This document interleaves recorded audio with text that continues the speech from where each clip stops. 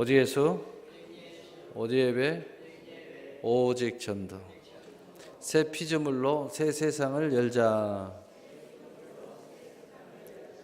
할렐루야.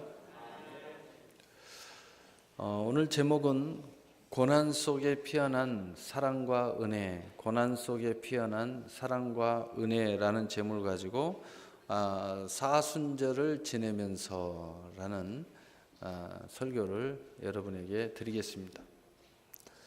고난 속에 피어난 사랑과 은혜라는 것은 하나님과 우리의 관계를 말하고자 하는 것입니다. 오늘날 우리는 하나님의 사랑으로부터 시작되었습니다. 온 인류가, 온 세상이. 그리고 우리는 그 사랑으로 말미암아 우리는 하나님의 은혜를 잊게 되었고 다시 하나님과 사랑의 교제를 이루게 되어가고 있습니다.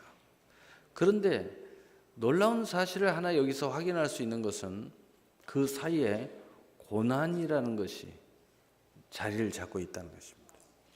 하나님도 우리를 사랑하기 위해서 고난을 통해서 그 사랑을 우리에게 가지고 오셨습니다. 우리도 이 하나님의 사랑의 은혜를 이해하고 또는 이미 와 있는 것을 확인할 수 있었던 것은 우리 안에 고난 때문이었습니다. 고난 때문에 하나님의 사랑을 알게 되었다는 것입니다. 얼마나 놀라운지 모릅니다. 고난은 좋아하는 사람이 어느 한 사람도 없습니다. 그러나 고난 때문에 거기에서 진리가 피어나고 진심이 피어나고 진짜가 피어나고 또 거기에서 사랑의 꽃이 피어납니다.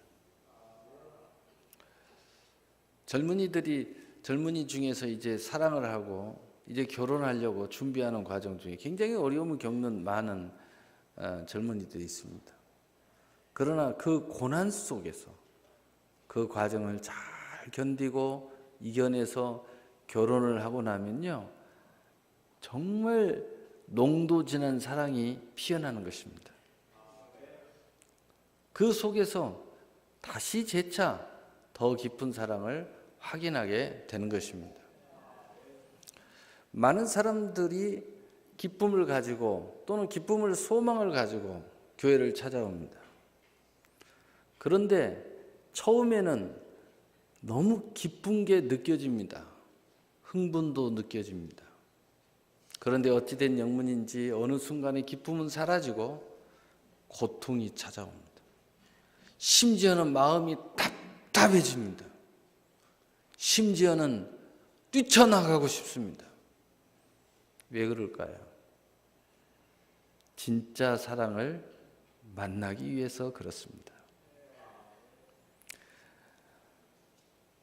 그러나 대부분의 사람들은 이 답답함과 기쁨이 상실된 상태에서 다시 초보적인 신앙, 육신의 기쁨을 찾아 헤매게 됩니다. 이런 사람들은 평생 여러 교회를 전전하면서 유리하게 됩니다. 고난의 현장이 거듭남의 현장입니다. 답답함의 현장이 거기가 진실의 기쁨을 만나는 현장입니다. 성경이 말하고 있고 우리의 믿음의 선진들은 다 그 속에서 주님을 만났고 고난의 현장에서 진실한 사랑을 만났고 답답하고 갈치고 포로되고 매맞는 현장에서 하나님의 영광을 보았습니다. 이제 진짜 바로 참 기쁨을 만나는 현장이 답답함의 현장입니다.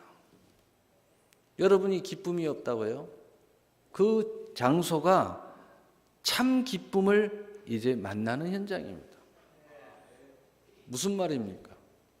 지금까지는 나의 기쁨을 찾았다면 이제는 하나님이 주신 기쁨을 받아야 할 자리라는 것입니다. 이제는 네가 죽어야 된다는 것입니다. 그러니 답답할 수밖에요. 그러니 고통스러울 수밖에요. 그러니 힘들 수밖에요. 그러니 애로울 수밖에요.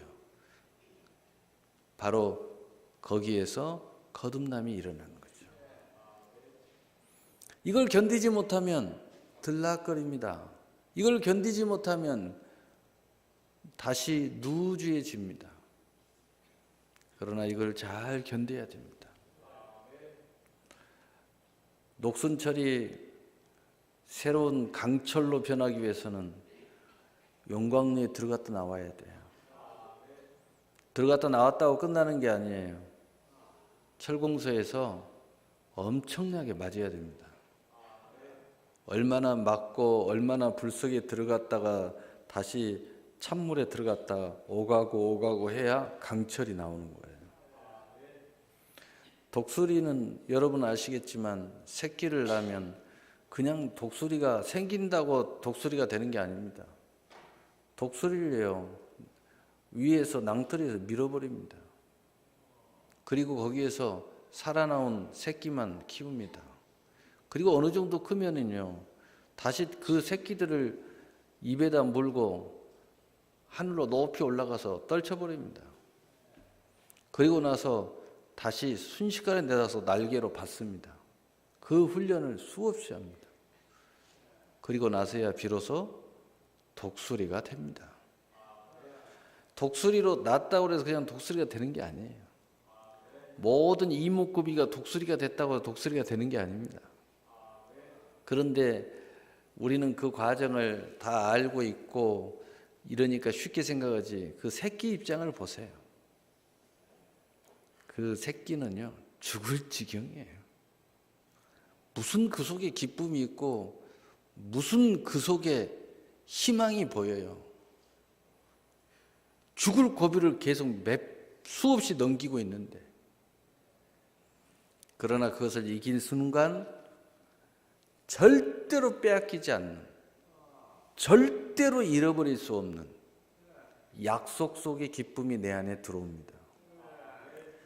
여러분 남이 갖다 준 기쁨은 그저 선물 바로 그저 체험일 뿐이에요. 그러나 내가 거듭나면서 내가 고통을 느끼면서 내가 기쁨이 잃어버린 상태에서 몸부림치면서 찾은 기쁨은 절대 빼앗기지 않습니다. 그래서 그 기쁨이 항상 내 육신을 흥분시키는 게 아니라 하나님이 나를 통하여 주신 기쁨은 내 약속으로 남아있는 거예요. 약속으로 기쁨도 가지고 있는 거예요.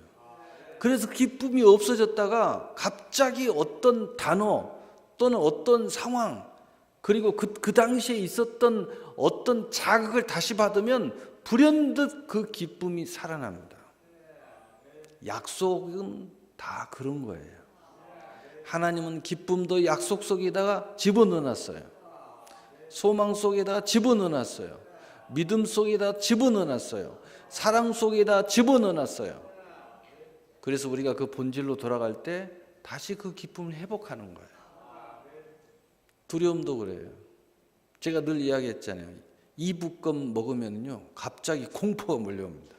왜? 어렸을 때 이북껌 씹으면서 귀신 영화 봤었어요.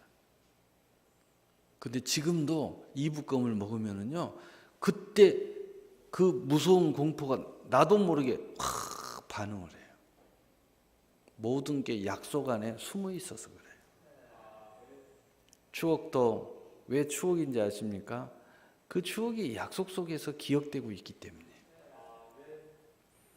고난 속에 피어난 사랑과 은혜라는 것은 바로 하나님께서 우리에게 영원한 약속 안에 그 사랑과 은혜를 집어넣어 주기 위해서 하나님도 고난을 가지고 오셨고 우리도 고난을 통하여 진실한 만남의 역사가 일어나는 거예요. 되게 어려서부터 부모 때문에 교회 다니는 사람들 그저 은혜 속에 다녔죠. 다 믿음이 있는 줄 알고 다닙니다. 아니 그것도 믿음이죠. 그런데 다 누구에게나 찾아옵니다. 갑자기 믿음이 사라진 듯한 느낌. 하나님이 정말 계실까라는 의문. 갑자기 그렇게 기쁨으로 다닌 교회가 아무런 기쁨이 없는 그러한 신앙. 왜 하나님이 이런 시간을 줄까요? 어려서부터 열심히 신앙생활 했는데 이제부터서는 자기 자신의 스스로의 그 하나님과 깊은 그 고통과 절망과 또는 기쁨 없음과 또는 감각 없음을 통해서 그 스스로의 대가를 통하여 다시 그 믿음을 하나님이 재확인을 시켜주기 위함입니다. 왜요? 그래야 영원하거든요. 그래야 이것은 절대 빼앗기지 않는 거거든요. 누구 때문에 교회 다녔다는 이야기 안 하거든요. 아무리 은혜를 주고 부모님의 은혜 속에서 수많은 은사 체험을 해도요, 나중에 기름 떨어져 버리면요, 기쁨이 사라지면 하는 말이 우리 부모 때문에 교회 다녔다고 그래요. 그래서 하나님이 그 말 절대 못하게 하려고 그 시간을 주는 거예요. 그리고 스스로 그 시간을 통해서 다시 하나님을 만나게 만드는 거예요. 그리고 너희 부모의 은혜를 더 깊이 깨닫고, 그리고 내가 직접 하나님의 은혜 속에서 만남으로 인하여 하나님은 이미 너의 부모를 통하여 우리에게 얼마나 큰 사랑을 했는지 알게 하시는 거죠. 이제는 잃어버리지 않습니다. 기쁨이 없어서 잃어버린다고요? 그 약속을 생각하면 기쁨이 다시 살아나요. 할렐루야. 바로 그것의 의미를 깊이 깨닫는 것이 사순절입니다. 그래서 사순절의 의미는 고난 속에 피어난 사랑이에요. 40일간의 기념일의 축제인데 바로 그 의미가 꽃피는 봄을 기대한다. 직역은, 그래서 우리 주님의 그 고난을 40일 동안 묵상하는데 이 고난을 통해서 우리에게 놀라운 꽃피는 인생이 도래되었다는 것입니다. 그래서 사순절의 뜻하는 영어 렌트는 고대 앵글로부터 섹스는 랭스에서 유래된 말로 독일어로 랭츠와 함께 봄이라는 뜻을 갖는 명칭입니다. 그러나 우리나라에서는 40일간의 기념일이라는 뜻의 히라보 데살코스테를 따라서 사순절로 번역을 해서 우리는 사순절 이렇게 씁니다. 이는 부활주의를 기점으로 역사하여 도중에 들어있는 주의를 뺀 40일간을 주의 고난과 부활을 기념 묵상하며 경건히 보내고자 하는 절기입니다. 많은 이단과 사이비와 그리고 개혁이라는 미명 안에 이 멋진 절기를 파괴시키려고 하는 많은 어둠의 세력들이 있습니다. 어떤 이야기를 해도 우리는 주님을 기념하는 절기로 지키는 것입니다. 무슨 이것이 어디서부터 출발했다, 다 쓸데없는 소리입니다. 중요한 것은 우리는 주님의 고난을 기억하고 주님과 우리의 사랑을 기념하는 절기로 지킨다, 이 뜻이 중요합니다. 믿음은 믿음대로 되는 겁니다. 그래서 사순절을 맞이하고 있는 이때 우리들의 모습을 부끄러이 여기는 마음과 회개하는 마음 속에 피어나는 하나님과 우리의 사랑의 노래를 부르면서 사랑의 행복을 꿈꾸는 절기인 것입니다. 고난을 다시 한번 들어가고 고난을 체험하는 절기가 아니라 혹 그랬다 할지라도 우리는 아름다운 행복한 꿈을 꾸는 시간이라 이 말이에요. 그래서 오늘 고린도전서 15장 57절에서 58절은 우리 주 예수 그리스도로 말미암아 우리에게 승리를 주시는 하나님께 감사하노니 그러므로 내 사랑하는 형제들아 견실하며 흔들리지 말고 항상 주의 일에 더욱 힘쓰는 자들이 되라. 이는 너희 수고가 주 안에 헛되지 않은 줄 압니다. 승리자는 오늘 이 자리가 하늘의 전쟁의 승리 자리인 것을 압니다. 여기에서 승리해야 인생 전체를 승리할 수 있습니다. 우리는 영적인 전투를 하고 있지 육신의 전투를 하고 있지 않습니다. 우리는 영혼의 기쁨을 소유하려고 하지 육신의 기쁨을 소유하려고 하지 않습니다. 그런데 놀라운 사실은 우리의 육신의 기쁨이 사라지는 순간 절망이 찾아옵니다. 이제 영혼의 기쁨을 우리가 갖게 됩니다. 그런데 영혼의 기쁨을 갖게 되면 이것은 약속 속에 들어와 있기 때문에 전혀 절대로 이제 잊어버리지 않습니다. 더 놀라운 사실은 이 육신의 기쁨을 전혀 나하고 상관없었을 것 같았는데 영혼의 약속 속에 들어온 기쁨이 이제는 영혼의 기쁨을 다시 회복시켜 줍니다. 다시 육신의 기쁨도 회복시켜 줍니다. 이게 바로 놀라운 것입니다. 그래서 영혼의 기쁨을 소유하고 다시 육신의 기쁨을 회복한 사람은 이제 육신의 기쁨 때문에 좌우되지 않는다는 것입니다. 거기에 키가 있는 것이 아니라 영혼의 기쁨에 키가 있기 때문에. 그러나 아직 그것을 만나지 못했거나 또는 하나님이 이 자리가 만나게 하기 위해서 절망을 줬고 기쁨을 사라지게 만들었어요. 육신의 모든 걸 쫓아다니니까 그걸 싹 사라지게 만들고 이제 내가 영혼의 기쁨을 만날 때야 라고 하나님이 절망을 주는 거예요. 바로 이 자리에서 하나님과 이제 영적 씨름을 해야 할 자리입니다. 그렇지 않으면 평생 유리하는 인생이 됩니다. 만나야 돼요. 그렇기 때문에 우리 두 번째, 고난 속에 피어난 사랑, 하나님의 사랑이에요. 하나님의 사랑의 노래를 우리는 듣습니다. 어떤 노래로요? 독생자를 우리에게 내어주시는 노래를 부릅니다. 그래서 요한복음 3장 16절에 하나님은 세상을 이처럼 사랑하사 독생자를 주셨으니 이는 저를 믿는 자마다 멸망치 않고 영생을 얻게 하려 하십니다. 이 사랑의 노래를 말씀으로 이렇게 듣지만 이 사랑의 노래라고 제가 표현하는 것은 우리의 모든 삶 속에서 이 노래가 계속 불려진다는 거예요. 복음으로 불려지고요, 또 구역공가로 불려지고요, 또 여러 가지 찬송으로 불려지고요, 여러분의 삶의 어떤 그 미묘한 과정 속에서 계속 불려지는 거예요. 하나님이 너를 사랑해서 독생자를 주셨어. 하나님이 너를 더 사랑하려고 너에게 지금 고난을 주고 있는 거야. 사랑의 노래를 계속 부르셔요. 두 번째로는 예수님의 사랑의 노래입니다. 자신을 십자가에 내주심으로 우리에게 사랑의 노래를 계속 부르고 계십니다.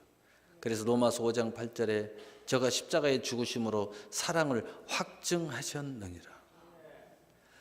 이 말은 예수님은 끊임없이 우리에게 피를 공급하시고 살을 주면서 우리에게 계속 먹여주는 거예요. 영적으로 피를 통해서 계속 죄의 문제를 해결해 주시고 살을 먹여주면서 연약한 문제를 해결해 주시고 또 자로나 우로나 치우치는 문제를 해결해 주시고 또 말할 수 없는 악을 행하는 것을 해결해 주시고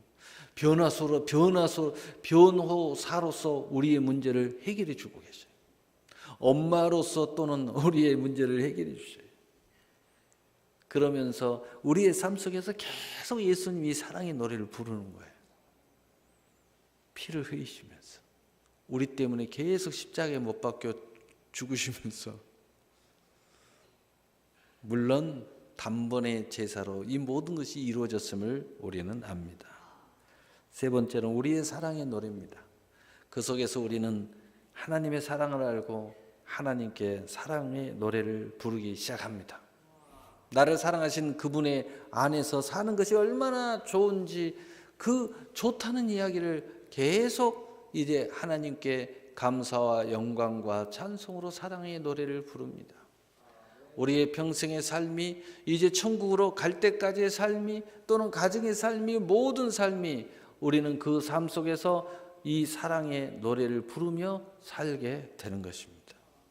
그래서 갈라디아서 2장 20절 21절에 이제 그리스도 안에서 함께 십자가에 못 박혀 죽었나니 이제 내가 산 것이 아니요 내 안에 그리스도께서 하신 것이라.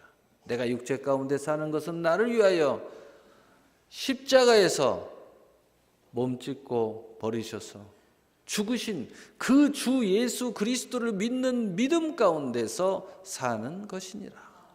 그 믿음으로 사는 나의 모습을 통하여 우리는 끊임없이 하나님을 사랑한다고 노래를 부르는 거예요. 여러분, 오늘 이 예배도 사랑의 노래인 줄로 믿습니다. 오늘 이 성가대 찬양도 사랑의 노래인 줄로 믿습니다. 우리가 세상에서 예수 이름으로 사는 모든 모습이 사랑의 노래인 것입니다. 그래서 하나님과 우리 사이는 고난 속의 열매가 있는데 그것은 하나님의 영광이고 하나님은 그 영광을 우리에게 돌려주시는 열매 그것입니다. 세 번째로 이 고난 속에 열매를 맺는 사랑이 나타납니다. 우리를 통하여 하나님이 끝없는 다양한 열매를 맺도록 하시면서 사랑의 교제를 시작한다는 겁니다. 그래서 히브리서 6장 10절에 하나님은 불의하지 아니하사 너희 행위와 그의 이름을 위하여 나타낸 사랑으로 이미 성도를 섬긴 것과 이제도 섬기고 있는 것을 잃어버리지 아니하시느니라. 하나님이 우리를 지금까지 섬겼고요, 그리고 앞으로도 계속 섬길 것을 절대로 잃어버리지 않고 여전히 섬기고 있다는 거예요. 그래서 우리 인생이 그 하나님의 섬김을 통하여 수많은 열매를 맺은다는 거예요. 이 열매가 하나님과 우리의 사랑의 교제를 통하여 열매 맺는 거예요.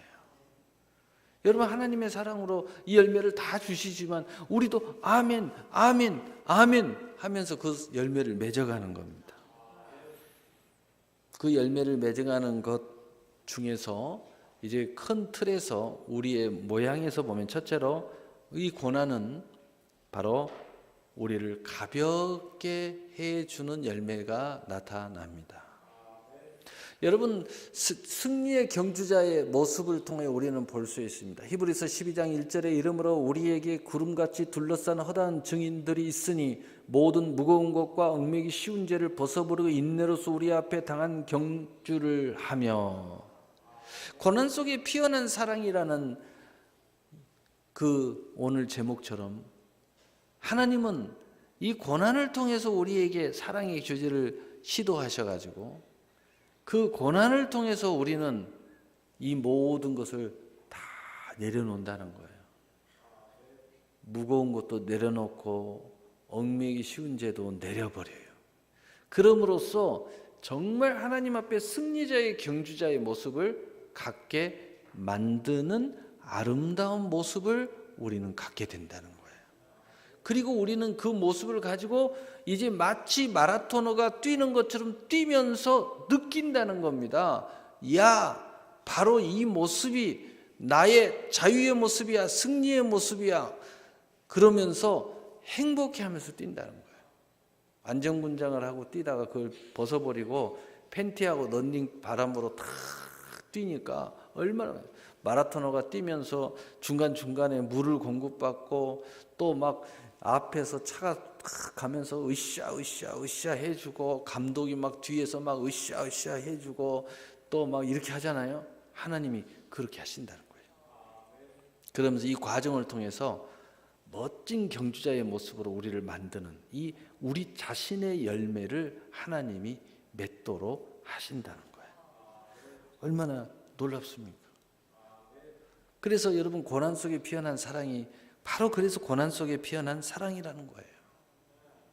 고난 속에서 하나님의 사랑만을 아는 것이 아니고 또 내가 하나님을 사랑한다고 고백하는 것뿐만 아니라 그 속에서 내가 바로 그 무거운 것과 얽매이 쉬운 죄를 다 내려놔 버린다는 거예요. 그리고 내 자신이 날마다 새롭게 변화를 받는 모습의 열매를 맺어가게 된다는 겁니다. 그런데 내가 변화하면 변화할수록 그 열매를 맺으면 맺을수록 내 스스로가 얼마나 감격해한지 모릅니다. 그래서 바로 이것이 하나님의 그 놀라운 사랑의 확인 속에 나타난 피어난 기쁨이에요. 바로 이 기쁨을 우리가 가져야 되는 거예요. 이 기쁨은 절대 빼앗기지 않네요. 세상에서 누리는 그런 기쁨을 말하는 게 아니에요. 그런 기쁨을 교회에서 찾았다면 교회 좀 다니다가 없어져 버려요. 교회에서 무슨 뭐 생일 파티 해주고 뭐 해주고 뭐 먹을 게 해주고 뭐 커피 마시러 다니고 기쁘죠. 어느 순간에 기쁨이 사라져요. 왜요? 계속 다니다 보면 영적 고난이 찾아오기 시작하거든요. 왜? 하나님이 이 기쁨을 주시려고 이제 그 자리를 만드는 거예요. 그 자리에서 기도하는 사람은요, 이 기쁨 가져요. 그 자리에서 오늘 하나님께 부르짖으면요 진짜 하나님 만나요. 이제 내 마음속에서 영혼에서 피어난 기쁨을 소유하게 돼요. 내가 이 무거운 것과 얽매기 쉬운 죄를 벗어버리지 않는 상태에서 누렸던 기쁨이 아니라 이것을 벗어버리면서 누렸던 기쁨을 이제 내가 갖게 돼요. 그러므로 이것은 절대로 빼앗길 수가 없어요. 이것은 약속 속에서 찾아오기 때문이에요. 두 번째로 우리는 하나님과 우리의 사이의 고난 속에서 진정한 쉼을 얻게 됩니다. 처음에 교회 나오면요 마음에 평안하다고 그래요.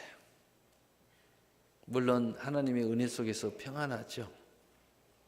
그러나 진정한 평안함을 느끼는 건 아닙니다. 진정한 평안함은 바로 하나님의 고난과 나의 고난을 통해서 진정한 쉼을 얻게 되는 겁니다. 어떻게 얻는 겁니까? 오늘 마태복음 11장 28절에서 30절을 보면 수고하고 무거운 짐진 자들아 다 내게로 오라. 내가 너희를 쉬게 하리라. 나는 마음이 온유하고 겸손하니 나의 멍에를 메고 내게 배우라. 그리하면 너희 마음을 쉼을 얻으리니 이는 내 멍에는 쉽고 내 짐은 가벼움이라 하시니라. 고난 속에서요 내가 주님께서 원하시는 멍에를 매게 된다는 거예요. 그런데 그 전에 내가 생각했던 것과는 달리 세상의 그 어떤 멍에보다도 이 멍에가 쉽다는 것을 알게 된다는 거예요. 그리고 세상에서 그 어떤 것을 통해서 얻었던 이 마음의 쉼이 아니라 이 주님의 멍에를 통하여 마음의 영혼의 쉼을 갖게 된다는 거예요. 이것은 절대로 빼앗기지 않아요. 이것은 그 어떤 것과 비교할 수가 없어요. 고난 속에서 진정한 쉼을 얻게 된다는 겁니다. 그런데 고난을 피해 달아나면 이 쉼은 못 얻습니다. 이제 하나님이 때가 됐다고 고난을 통하여 이 진짜 쉼을 주시려고 지금 이렇게 하시는 거예요. 이 고난의 현장이 바로 이제야 비로소 진짜 멍에, 세상에서 지금까지 졌던 멍에가 아니고 진짜 멍에를 메고 진짜 마음의 쉼을 얻게 된다는 겁니다. 이 멍에를 메보지 않으면 안 되거든요. 메봐야 내가 세상에서 그 어떤 모든 멍에, 내가 교회 안에서도 졌던 인간적인 모든 멍에가 아니라 정말 주님이 내게 지어진 이 멍에는 세상 그 어떤 것으로도 비교할 수 없이 쉽고 가볍다는 것을 알게 돼야 된다. 그러므로 오늘 하나님과 우리 사이의 고난 속에서 진짜 쉼을 갖게 되는 거예요. 이 쉼을 가져야 절대로 빼앗기지 않습니다.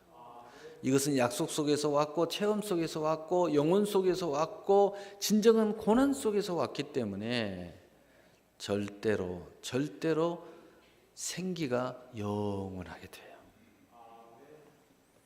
세 번째로 영광의 고난에 참여하게 됩니다.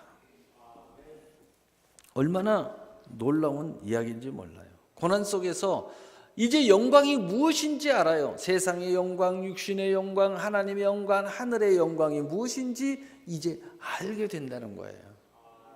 그래서 영원한 영광, 정말 영원한 하나님의 하늘의 영광을 우리는 선택하게 된다는 거예요. 지금까지는 세상의 영광을 선택했어요. 지금까지는 육신의 영광을 선택했어요. 그것이 영광인 줄 알았어요. 그것이 최고인 줄 알았어요. 그런데 그 속에서 얼마나 절망했습니까? 그 속에서 얼마나 상실감을 느꼈습니까? 그 속에서 얼마나 빼앗겼을 때 그 고통을 느꼈습니까? 그 고통 속에서 이제 하나님의 영광을 알게 됐습니다. 이 영광은 절대 빼앗기지 않는 거라는 것, 이 영광은 절대 어느 누구가 뺏을 수 없다는 것을 알게 됩니다. 이 영광은 영원히 내가 소유하는 영광이라는 것을 알게 된다는 것입니다. 그래서 로마서 8장 17절에 자녀이면 또한 상속자 곧 하나님의 상속자요 그리스도와 함께한 상속자니 우리가 그와 함께 영광을 받기 위하여 고난도 함께 받아야 할 것이니라. 고난 때문에 이 영광을 선택했고 고난 때문에 이 영광이 어떤 것을 알았습니다. 이제는 그 영광 속에서 기꺼이 영광을 위하여 고난을 당하는 것도 기쁨으로 당할 수 있게 된다는 것입니다. 얼마나 놀랍습니까? 이렇게 되어야 이제 비로소 내가 이 세상에서 내가 간증하고 증거하는 모든 것들이 하늘의 간증과 증거가 되는 것입니다. 뺏기지 아니하는 간증과 증거가 돼요. 그래야 비로소 복음이 되는 겁니다. 그리고 그것이 이제 살아 다시 내가 초보적 신앙 때에 그 세상과 육신에서 느꼈던 까지 그것의 모든 것을 다 안아버리게 되는 거예요. 할렐루야. 그러므로 이제 우리는 이 엄청난 사순절에 꽃피는 봄날이 이러한 봄날이 이 사순절 기간에 우리가 다시 한번 내 자신을 묵상하면서 인생의 꽃피는 봄날이 우리 모두에게 오기를 바랍니다. 그러기 위해서 첫째로 은혜의 보좌 앞에 우리 담대히 나가십시다. 어떠한 고난이 와도 긍휼함을 믿고 받을 줄 알고 그리고 때를 따라 돕는 은혜를 주시는 하나님을 바로 믿고 그것을 얻기 위하여 힘써 보좌에 나와야 될 줄로 믿습니다. 히브리서 4장 16절에 그러므로 우리는 긍휼하심을 받고 때를 따라 돕는 은혜를 얻기 위하여 은혜의 보좌 앞에 담대히 나아갈 것이니라. 아멘. 두 번째로는 은혜 베풀 때에 지금 우리가 이 하나님의 놀라운 고난 속에 피어난 사랑에 참여해야 된다는 거예요. 그래서 고린도후서 6장 2절에 이르시되 내가 은혜 베풀 때 너에게 듣고 구원의 날에 너를 도왔다 하셨으니 보라 지금은 은혜 받을 만한 때요 보라 지금은 구원의 날이로다. 지금 하나님의 꽃피는 봄날에 은혜와 선물의 때를 우리 앞에 하나님이 배설해 놓았습니다. 그래서 특별히 이 사순절 기간에 어떤 도전이나 회방에 신경 쓰지 말고 또 요즘에 무슨 뭐 좀 깨달았다고 엉뚱한 소리 하는 사람들 신경 쓰지 말고 우리는 우리의 은혜를 가지면 되는 겁니다. 이것을 통하여 우리의 믿음이 더 견고해지고 이것을 통하여 더욱더 오늘 하나님의 크신 은혜가 우리 안에 차고 넘쳐나게 될 줄로 믿습니다. 그러면 되는 것입니다. 그러면 되는 거예요. 그러므로 세 번째 때를 이루시기를 바랍니다. 갈라디아 6장 9절에 우리가 선을 행하되 낙심하지 말지니 포기하지 아니하면 때가 이름에 거두리라. 어떤 상황이 돼도 왜 나에게는 안 오냐 이렇게 생각하지 말고 다 누구에게도 다 찾아옵니다. 근데 왜 나에게는 안 찾아온 것처럼 느낍니까? 때를 이루지 못하기 때문이요. 그러므로 우리는 때를 이루기 위해 인내하셔야 됩니다. 오래 참아야 될 때도 있습니다. 왜요? 우리는 약속의 사람이니까. 왜요? 하나님 거짓말하지 않으신 분이니까. 하나님 반드시 이루시니까. 그러므로 때를 이루시기를 바랍니다. 오늘 말씀 결론 내리겠습니다. 사순절, 우리 인생은 참으로 놀라운 은혜의 연속인 줄로 믿습니다. 사순절을 보면 하나님과 우리의 사이에 서로의 고난을 통하여 사랑의 노래를 부르는 그러한 시간입니다. 그러므로 이 시간에 우리는 고난 속에서 나의 가벼움을 적극 체험해야 됩니다. 점점점 인생이 가벼워져야 됩니다. 경주자의 승리의 모습을 확인하면서 절대 잃어버리지 않는 하나님의 사랑의 확인을 하셔야 됩니다. 그리고 고난 속에서 정말 잃어버리지 않는 영원한 쉼을 얻어야 됩니다.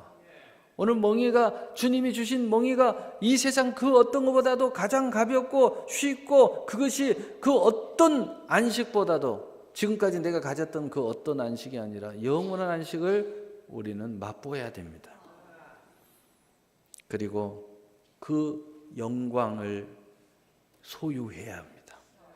땅의 영광, 육신의 영광, 이 땅에 무슨 달의 영광, 해의 영광이 아니라 우리 주 예수 그리스도의 영광을 우리가 그와 함께 가져야 되는 것입니다. 그리고 이제 그 영광을 위해서 그 어떠한 것도 함께 동참할 때 그 영광이 내게 함께 동행한다는 기쁨의 동행의 참여가 우리 안에 차고 넘쳐나야 됩니다. 그렇게 된다면 바로 지금이 밝은 시간이에요. 지금이 소망의 시간이에요. 지금이 기회의 시간입니다. 지금이 믿음을 발휘할 시간입니다. 지금이 약속의 시간입니다.